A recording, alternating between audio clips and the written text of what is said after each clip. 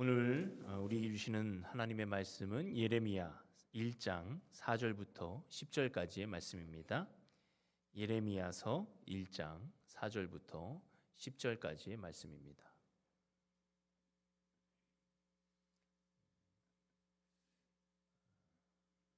잘하신 줄 알고 제가 봉독해 올리도록 하겠습니다.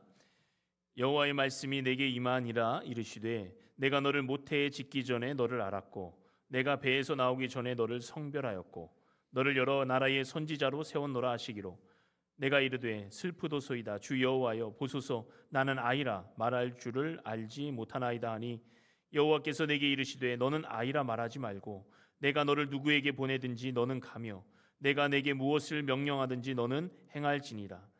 너는 그들 때문에 두려워하지 말라. 내가 너와 함께하여 너를 구원하리라.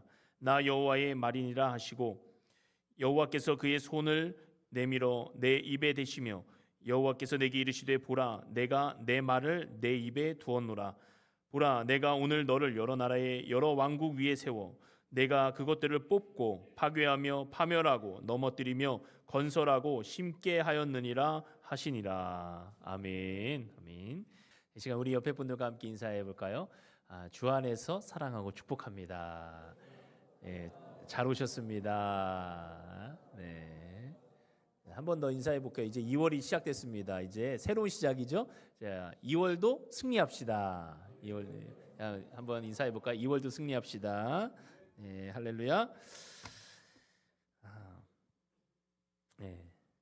새해가 된 지가 엊그제 같은데 또 새로운 새해가 또 찾아오고 또 이제 2월이 되었어요. 또 2월 한 달도 주님 안에서 힘차게 출발하는 우리 성도들 다 되시기를 주님의 이름으로 축원합니다. 아멘. 1936년 8월 베를린 올림픽에서 일장기를 들고 마라톤 시상대에 오른 우리 조선의 그 손기정 선수 아시죠? 월계관을 쓰고 부상으로 대왕 참나무 묘목을 받았다고 합니다.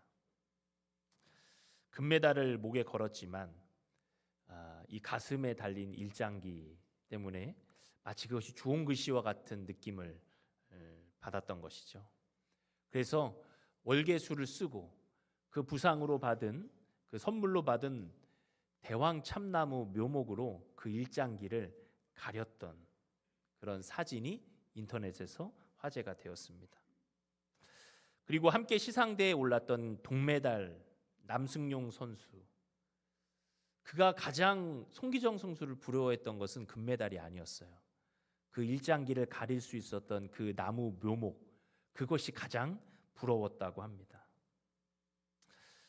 손기정 선수가 받은 이 나무는, 이 묘목은 그 당시에 처음으로 이제 우리나라에 소개된 그 대왕 참나무, 그것이 이제 손기정 선수의 모교인 양정고 교정에 심겼다고 해요.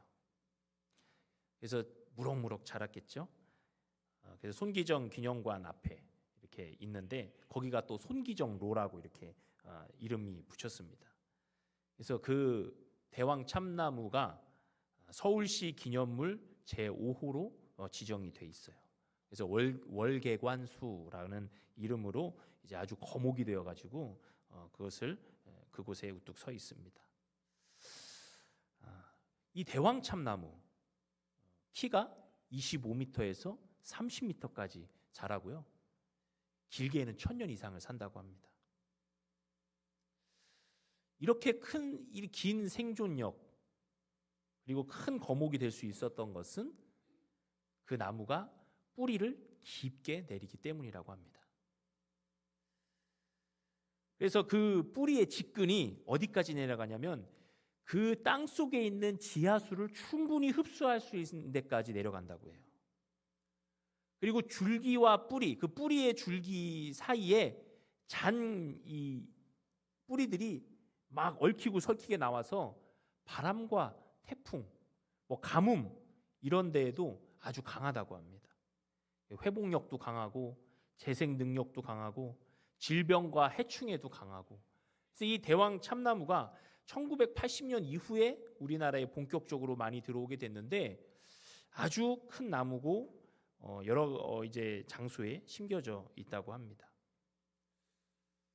제가 이제 송기정 선수도 소개하고 대왕 참나무도 소개하고, 여러분, 이 대왕 참나무를 소개하는 이유는 이 대왕 참나무가 오늘 예레미야를 선지자로 부르시는 하나님, 그에게 소명을 주시는 그 과정, 이 과정을 볼 때 예레미야가 선지자로서 뿌리 깊게 이렇게 내려서 흔들리지 않는 거목의 선지자가 되고 있는 과정을 오늘 우리에게 말씀을 통해서 소개해주고 있기 때문에 제가 이 대왕 참나무와 비교해서 한번 서두에 말씀을 드리는 것입니다. 여러분, 예레미야가 부름을 받을 당시에는 이스라엘은 너무나 혼란한 시기였습니다. 북이스라엘은 이미 BC 722년에 아수르라는 강대국에 멸망했습니다. 남유다 역시 선한 왕 히스기야 왕이 죽었어요. 그리고 그의 아들 또 극악무도한 왕 므낫세 왕이 일어섰습니다. 55년 동안 남유다를 통치하면서 신앙의 질서를 완전히 망가뜨렸어요. 영적으로 어두움이 내려앉은 그 시기, 그 암흑 그 시기에 예레미야가 부름을 받습니다. 심판이 바로 앞에 와 있음에도 죄악의 길을 가고 있는 그 백성들에게 하나님은 예레미야 선지자를 그 한가운데로 던져 넣으시는 거예요. 여러분, 예레미야는 원래 제사장 hil기야의 아들입니다. 그는 나중에 커서 제사장이 될 사람이에요. 그렇기 때문에 그가 자연스럽게 제사장이 되었어야 되는데 그가 하나님의 부름을 받아서 선지자로 세워지는 이 과정은 정말 하나님의 강권적인 부름이라고밖에 설명할 수가 없는 것이죠. 5절에 보면 내가 너를 모태에 짓기 전에 너를 알았고 내가 배에서 나오기 전에 너를 성별하였고 너를 여러 나라의 선지자로 세웠노라 하시기로 말씀하고 있어요. 하나님께서 예레미야에게 소명을 주시면서 세 가지를 말씀하세요. 내가 너를 알았다, 내가 너를 성별하였다, 내가 너를 여러 나라의 선지자로 세웠다. 이게 바로 예레미야의 소명입니다. 여기서 너를 알았다라고 말하는 이 알았다의 원어는 야다입니다. 이 야다의 뜻은 나라는 존재를 가장 먼저 아신 분, 나보다 나를 더 잘 아시는 분, 그것을 설명할 때 쓰는 단어가 야다라는 거예요.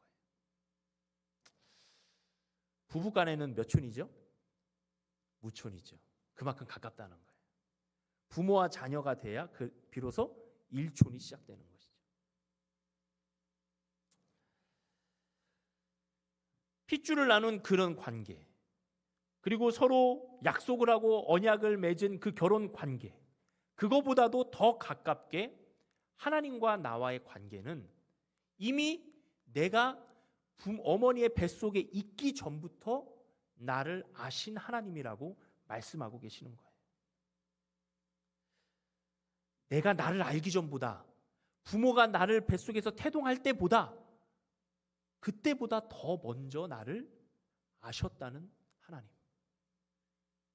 이것보다 가까운 관계가 있습니까? 내가 너를 알아 라고 할 때는 네가 어디 출신이고 네 성별이 뭐고 네 나이가 얼마가 되었고 너는 어디에 살고 이런 것을 아는 것이 야다의 뜻이 아니에요. 야다는 내가 너의 머리카락 수도 알고, 내가 너의 과거와 현재와 미래를 알고, 내가 너의 숨소리와 심장박동 소리를 안다. 나는 너의 마음의 생각과 너의 깊은 속마음까지도 안다 라고 말씀하시는 하나님의 음성이 지금 예레미야에게 들려지고 있는 거예요. 예레미야를 그렇게 부르고 계세요. 그리고 두 번째, 그분이 예레미야를 어떻게 했어요?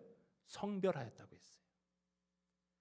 태어날 때부터 나는 자연스럽게 제사장이 될 사람이야, 나는 제사장이 될 거야 라고 생각해오던 사람이 하나님께서 그를 선지자로 부르시는 거예요. 여러분, 제사장은 어떤 사람입니까? 백성을 대표해서 하나님 앞에 나아가는 자가 제사장이에요.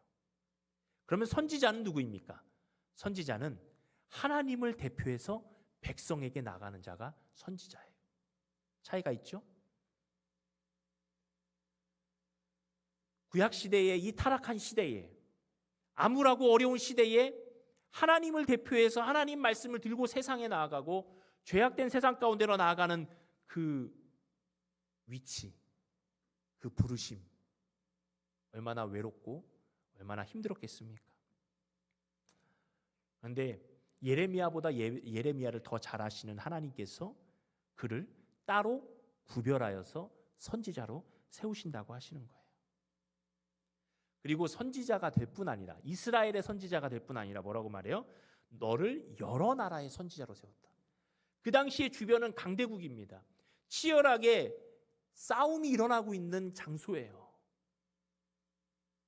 약육, 강식, 세상의 이치가 만연해 있는 그 고대 시대, 힘의 논리가 팽배하고 있는 그 시대에, 죄악이 관영하고 있는 그 시대에 하나님을 대신하여서, 하나님을 대표하여서 하나님의 동역자가 되고 하나님의 말씀을 선포한다는 것, 얼마나 두렵고 힘들었겠습니까? 그래서 하나님께서는 이 예레미야에게 뿌리 깊게 그 사명을 감당할 수 있는 소명으로 부르시는 거예요. 내가 너를 안다. 내가 너를 성별하였다. 내가 너를 세우노라. 라고 3번에 걸쳐서 예레미야를 부르시는 거예요. 근데 예레미야는 어떻게 반응하죠? 6절에 내가 이르되 슬프도소이다. 주 여호와여 보소서 나는 아이라 말할 줄을 알지 못하나이다 하니. 어디서 많이 듣던 구절 아닙니까? 성경에 하나님이 부르시는 많은 사람들이 이런 반응을 보이고 있어요. 왜 그래요? 두렵기 때문이죠. 예레미야는 실제적으로 나이가 이제 갓 20살 정도밖에 되지 않은 아주 그 당시로 봐도 어린 그런 사람이었어요. 그래서 이 현실 앞에 하나님의 부르심이 마음 안에 부담이 되고 두려움이 된 거예요. 하나님이 내가 너를 안다. 내가 너를 성별하였고 내가 너를 세웠노라라는 아주 부드럽고 강하고 세미한 그 음성을 주셨음에도 예레미야가 감당하기에 그 현실은 너무나 어려운 거예요. 여러분, 우리가 상황 파악을 빨리 하는 건 너무나 중요합니다. 그래서 상황 파악을 못하다가 순간 상황 파악을 하게 되면 젊은 사람들은 뭐라고 말해요? 현타가 왔다고 해요. 현타. 그럼 현타가 뭔지 아세요? 현실 자각 타임. 내가 현실을 자각하지 못하고 살아가고 있다가 갑자기 어떤 사건에 의해서 내 현실이 이렇구나, 내 상황이 이렇구나 라고 오는 그 순간, 그게 현타라고 합니다. 당황스러운 상황이죠. 현실 자각 타임이라는 거예요. 예레미야는 지금 이 현실을 너무나 잘 알고 있어요. 자기가 이 두려움 가운데 거절하는 것은 누구도 이 예레미야를 욕할 수 있는 그런 상황이 아니라는 거예요. 사실이에요. 현실이에요. 그러나 우리가 또 예레미야가 잊지 말아야 될 현실, 사실 하나는 무엇입니까? 하나님의 백성을 향한, 하나님께서 이스라엘 백성을 향한 불타는 사랑, 불타는 애정, 불타는 구원의 계획, 이것도 사실이라는 거예요. 지금도 영혼을 사랑하시며 하나님의 백성을 삼으시려 포기하지 아니하시고 영혼을 향해서 문을 두드리고 계시는 그 하나님의 마음도 사실이라는 거예요. 예레미야가 이렇게 두려워서 숨고 도망하였다면 어땠을까요?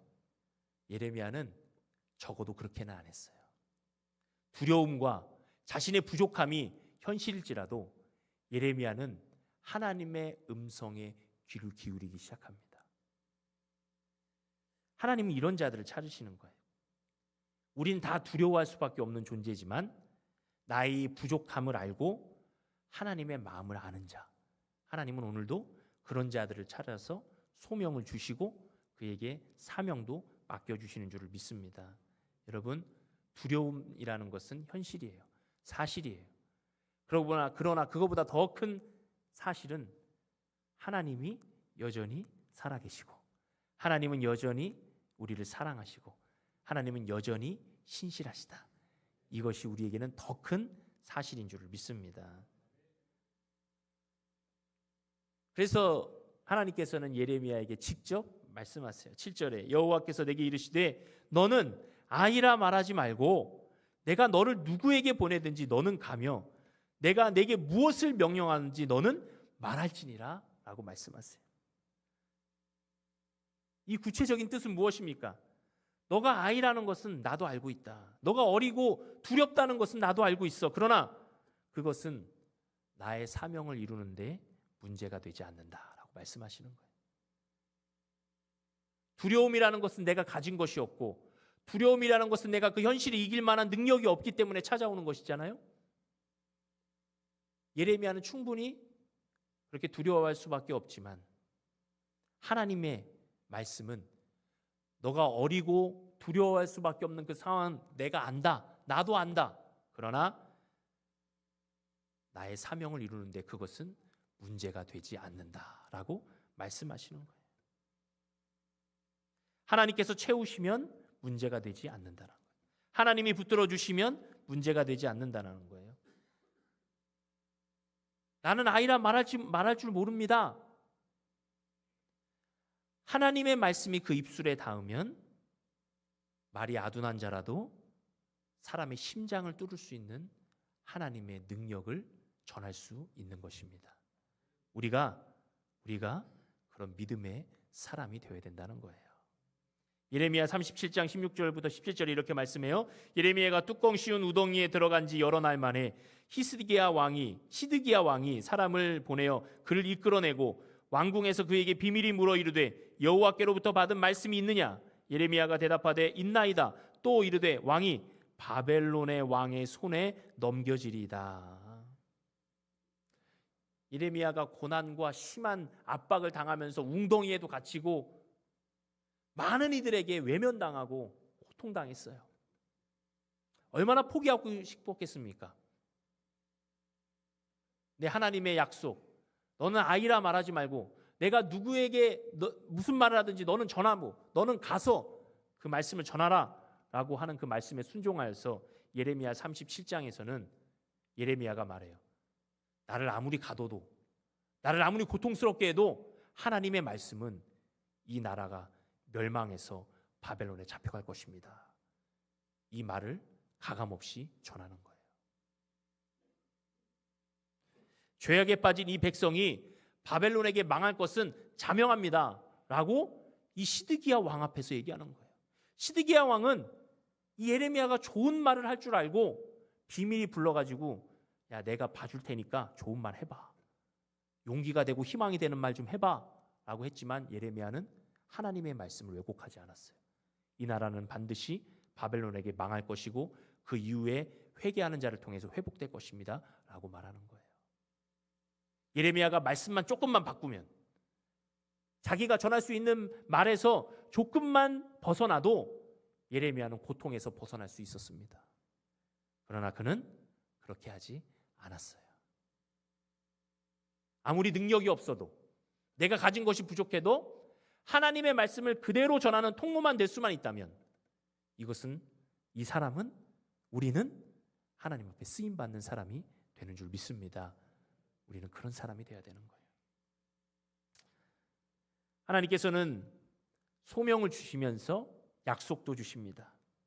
8절에 너는 그들 때문에 두려워하지 말라. 내가 너와 함께하여 너를 구원하리라. 나 여호와의 말이니라 하시고, 너는 그들 때문에 두려워하지 말라라고 했어요.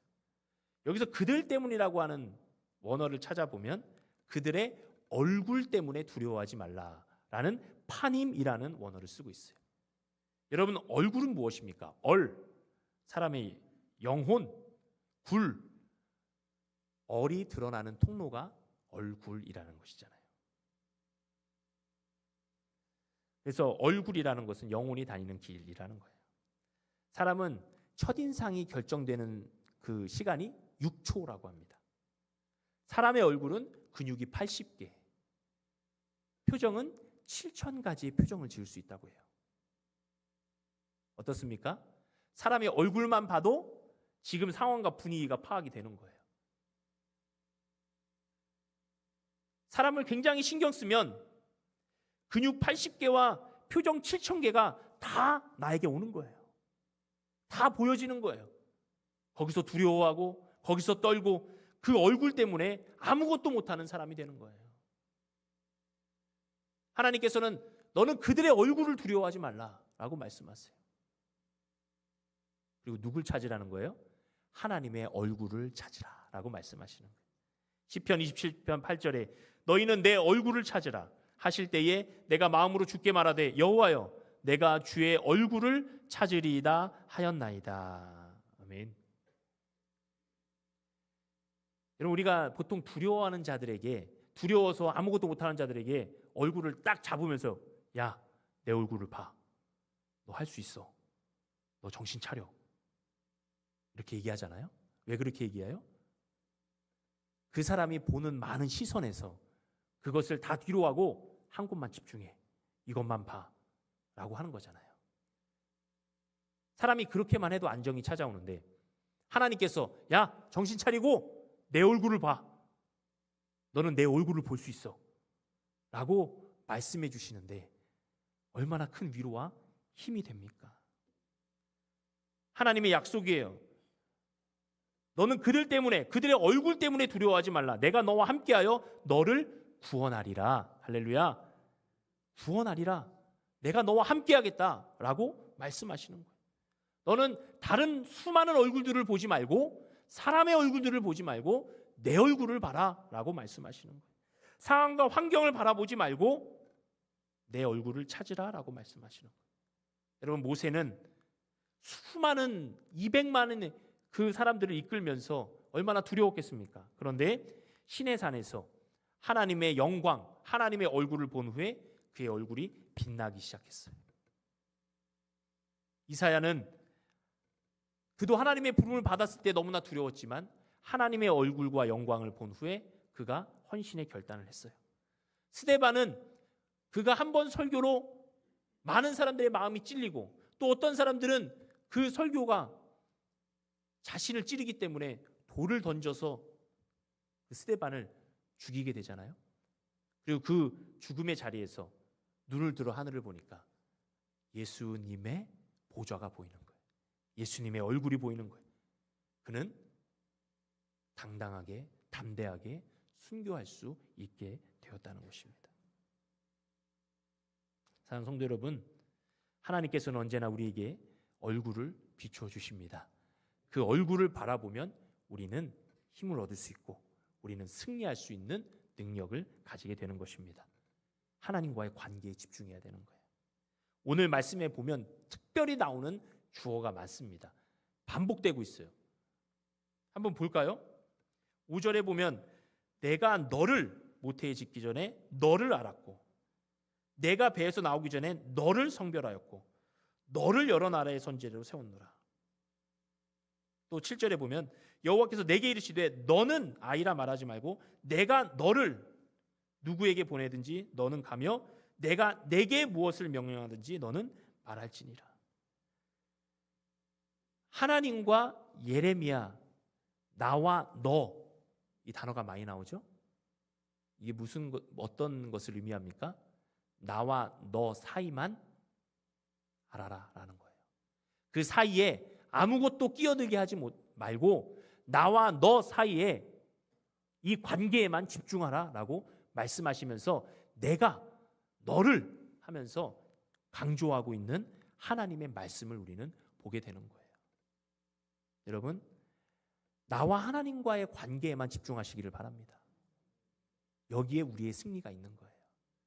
그 사이에 불순물이 끼어들면 안 돼요. 그 사이에 다른 것들이 끼어들면 베드로가 예수님을 바라보고 가다가 무리를 걸을 수 있었던 그 사건. 그러나 그가 환경을 바라보고 풍랑을 바라봤을 때는 빠졌던 것들을 우리는 기억해 볼 때에 우리는 주변의 환경은 중요한 것이 아니에요. 나와 하나님과의 관계가 어떻게 정립되어 있는가. 이것이 우리의 삶의 승리의 비결이라는 것을 말씀해 주고 있는 것입니다. 하나님께서 또 두 번째 약속을 주시죠. 9절에 여호와께서 그의 손을 내밀어 내 입에 대시며 여호와께서 내게 이르시되 보라 내가 내 말을 내 입에 두었도다. 자, 첫 번째는 내가 너와 함께하여 너를 구원하겠다. 두 번째는 내 말을 내 입에 두었다라고 말씀하시는 거예요. 주님, 저는 아이라 언변이 어둔합니다 라고 했을 때 그래, 내가 너의 말을 유창하게 해줄게. 내가 너를 아주 뛰어난 언변가가 되게 해줄게 라고 말씀하시는 게 아니에요. 하나님의 말씀을 그대로 그의 입에 두시는 거예요. 대언자가 되게 해주시는 거예요. 말을 잘하는 사람이 아니라 하나님의 말씀을 전하는 대언자로 그를 세워주시는 거예요. 여러분, 무디 목사님 아시죠? 무디 목사님 세기의 전도자시잖아요. 그가 전도한 사람만 해도, 그의 설교를 듣고 그의 전도를 통해서 전도된 사람만 해도 얼마나 많은지 셀 수도 없다는 것입니다. 그분의 일화 중에 한 이야기가 있습니다. 그분은 구두방 점원이었고 어려운 가정 형편에서 학교도 다니지 못했어요. 그러다 보니 문법이나 어떤 단어를 사용함에 있어서 굉장히 많이 부족했다고 합니다. 그리고 그가 이제 전도자로 세워졌어요. 한 번은 케임브리지 명문대학교죠. 복음을 전하는데 그 집회에서 말씀을 선포하고 있었습니다. 근데 말씀이 끝나고 한 캠브리지 대학생이 찾아왔어요. 그리고 그가 자기가 적은 설교 노트를 보여주면서 이렇게 말해요. 목사님께서 설교하시면서 20번 이상의 잘못된 철자, 표현, 문법 이렇게 사용하셨습니다 라고 약간 비웃듯이 얘기하는 거예요. 무디 목사님 어떻게 대응했을까요? 그렇군요. 정말 대단하십니다. 저는 한 시간에 20번 넘는 맞춤법을 틀리고 이렇게 지적받을 만큼 무식한 실력으로 복음을 전했습니다. 그리고 제 설교를 듣고 수많은 영혼이 주님께로 돌아왔습니다. 그런데 학생께서는 그렇게 완벽한 문법의 실력을 가지고 몇 명이나 주님께로 인도했습니까? 라고 한마디를 하고 이제 떠났다고 합니다. 그리고 그 이후에 이 학생은 회개하고 캠브리지의 그 대학의 영적 각성 운동에 이렇게 주도하고 동참하게 되었다는 일화가 있습니다. 여러분, 이 예화가 우리에게 무엇을 보여줍니까? 우리의 능력이 아니라, 우리의 언변이 아니라, 우리의 실력이 아니라 오직 하나님 앞에 순종한 그 삶, 하나님의 말씀을 그대로 대언하는 그 삶이야말로 영혼을 구원하는 능력이 된다는 것입니다. 우리가 이렇게 쓰임받아야 된다는 것을 말씀하고 있는 거예요. 이 무디 목사님의 성경책을 보면은 곳곳에 TNP라고 적혀 있다고 해요. Tested and Proved. 내가 이 말씀을 시험해 봤더니 이 말씀이 그대로 증명되었다 라고 해서 TNP라고 그 말씀을 줄치면서 적어놨다고 해요. 말씀대로 살아보니 그 말씀대로 내게 역사가 되었다라고 말하는 거예요. 여러분, 우리가 하루에 3장씩 성경 읽고 있잖아요. 우리도 한번 해보면 어떨까요? 내가 성경 읽다가 이 약속의 말씀, 이 명령의 말씀, 이 순종의 말씀, 이 은혜의 말씀에 밑줄을 치고 내가 한번 테스트해보리라. 내가 이 말씀대로 한번 살아보리라. 그리고 그것이 주님 안에서 응답되고 그 말씀대로 되었을 때 TMP라고 하죠. 내가 이 말씀대로 살아봤더니 이 말씀이 내게 그대로 응답되었다. 그렇게 무디 목사님은 살아왔다는 것을 우리에게 말씀해주고 있는 거예요. 베드로전서 4장 11절에 만일 누가 말하려면 하나님의 말씀을 하는 것 같이 하고 누가 봉사하려면 하나님이 공급하시는 힘으로 하는 것 같이 하라. 이는 범사의 예수 그리스도로 말미암아 하나님이 영광을 받으시게 하려 함이니 그에게 영광과 권능이 세세에 무궁하도록 있느니라. 아멘. 하나님의 말씀을 하는 것 같이. 하나님이 공급하시는 힘으로 하는 것 같이 하라라고 말씀해 주시는 거예요. 여러분, 우리는 어떤 힘을 공급받고 지금 신앙생활하고 있습니까?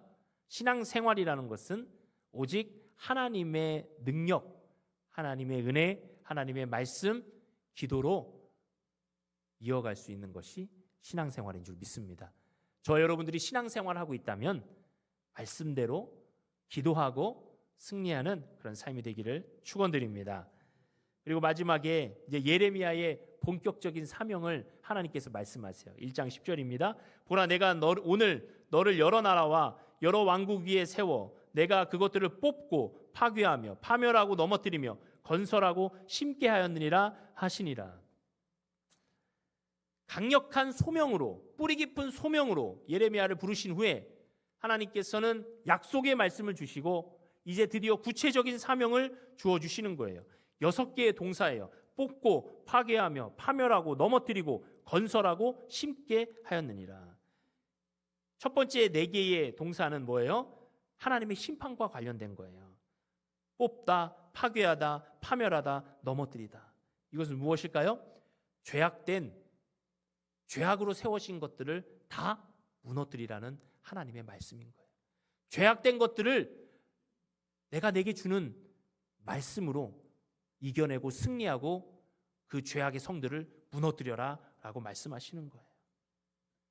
그리고 난 후에 어떻게 하라는 거예요? 건설하고 심어라. 회복의 은혜를 주시는 거예요. 하나님께서는 죄악을 심판하시는 것으로 끝나는 분이 아니십니다.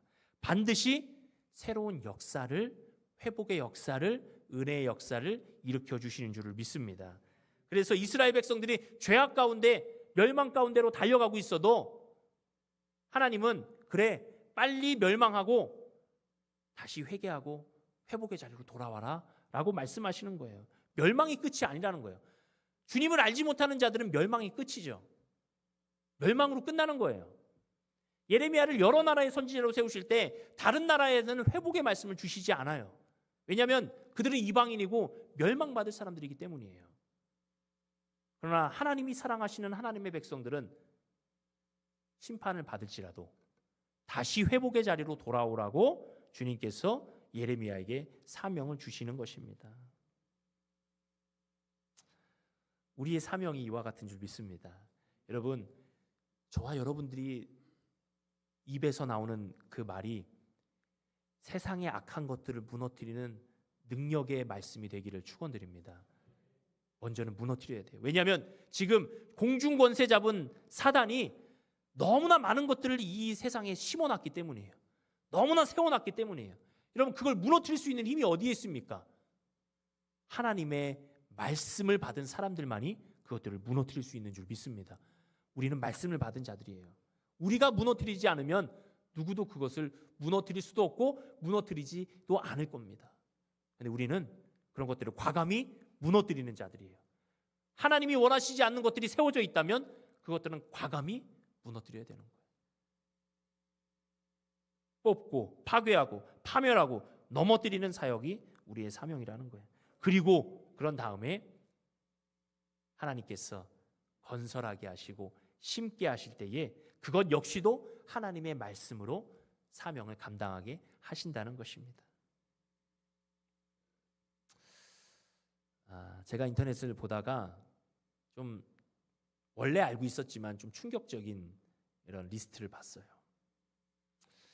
사업을 시작하는 자들에게 가장 쉽게 돈을 버는 카테고리, 방법, 영역을 알려줘요. 6가지가 제시됩니다. 첫 번째, 남자의 성적 갈망. 이걸 이용하라는 거예요. 두 번째, 여성의 아름답고자 하는 욕구.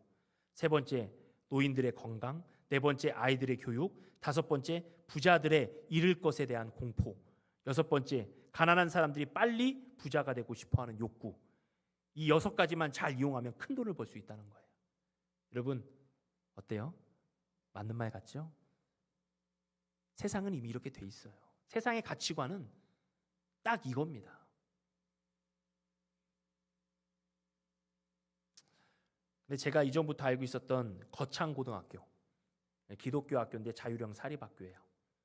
여기에 정영창 교장 선생님이 40년 전에 학생들에게 설교하면서 직업 선택의 10가지의 계명을 제시해요.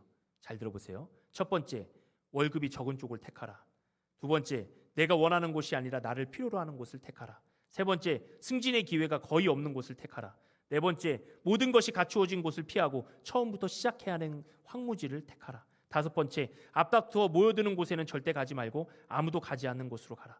여섯 번째, 장래성이 전혀 없다고 생각되는 곳으로 가라. 일곱 번째, 사회적 존경 같은 것은 바라볼 수 없는 곳으로 가라. 여덟 번째, 한가운데가 아니라 가장자리로 가라. 아홉 번째, 부모나 아내나 약혼자가 결사반대하는 곳이면 틀림없으니 의심치 말고 가라. 열 번째, 왕관이 아니라 단두대가 기다리고 있는 곳으로 가라. 그럼 고등학교에서 이런 직업 선택의 10계명을 제시한다는 것 어떻습니까? 아마 학교는 아무도 안 보낼 거예요. 근데 여기에 본 정신이 있어요. 무엇이냐면 그곳에 너희의 사명이 있다는 것을 알려주는 거예요. 거기에 너희의 하나님의 부르심이 있다는 것을 알려주는 거예요. 여러분, 이 두 가지만 비교해봐도 어디에 하나님의 소명이 있고 어디에 하나님의 사명이 있고 어디에 하나님의 약속이 있겠습니까? 여러분, 우리의 사명이 있는 곳, 우리의 부르심이 있는 곳, 하나님의 약속이 있는 곳, 이곳을 찾아가는 저와 여러분들이 되시기를 간절히 바랍니다. 하나님은 이런 자들을 오늘도 찾고 계시는 거예요. 물론 이것이 이대로 그렇게 살아가기에는 너무나 힘든 현실을 우리는 살아가고 있지만 우리가 이 본 정신은 잊으면 안 되는 거예요. 하나님이 우리를 부르시는 자리가 어딘가? 하나님이 우리를 찾는 자리가 어디신가? 나에게 은혜를 주시고 나를 끝까지 인도해 주시는 그 자리가 어디인가를 생각해보고 가늠해보라는 것을 우리에게 보여주고 있는 것입니다. 사랑하는 성도 여러분, 말씀을 정리하겠습니다. 하나님께서는 저와 여러분을 소명으로 부르셨습니다. 그리고 약속을 해주셨습니다. 그리고 사명도 주셨습니다. 하나님의 부르심은 너무나 강력해요. 내가 너를 알았고 내가 너를 따로 성별하였고 내가 너를 세웠노라 라고 말씀하시는 거예요. 예레미야에게만 말씀하시는 것이 아니라 오늘 저와 여러분에게도 말씀하시는 것입니다. 그리고 소명만 주신 것이 아니라 약속도 주세요. 내가 너와 함께 하겠다. 내 말을 너의 입에 두겠다 라고 말씀하시는 거예요. 그리고 구체적인 사명을 주시면서 너는 악의 세력들을 무너뜨리는 그리고 하나님의 나라를 세워가는 그 사명자로 서라라고 말씀해 주시는 것입니다. 사랑하는 성도 여러분, 저와 여러분들이 올 2월 아니 2월을 넘어서 올해 주님의 소명을 받은 자로서 약속을 기억하고 사명자로 살아가시는 그런 귀한 삶이 되시기를 주님의 이름으로 축원합니다. 아멘. 기도하겠습니다.